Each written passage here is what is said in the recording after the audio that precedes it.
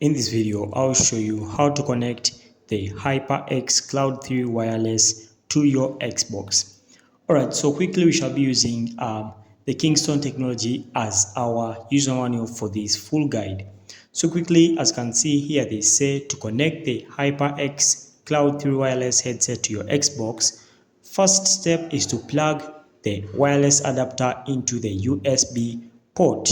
Okay, so after plugging in the wireless adapter into the USB port, then on the Xbox, tap on the power on the headset. Alright, so this means on your Xbox now, you have to tap on the power button to power on the headsets.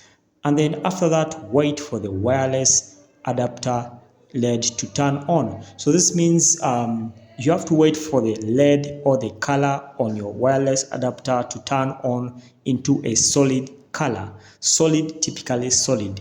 And then after doing that, it will then indicate that successful connection has been made. So simply that's it, guys. Make sure to like and subscribe to our YouTube channel. Until next time, we shall meet once again.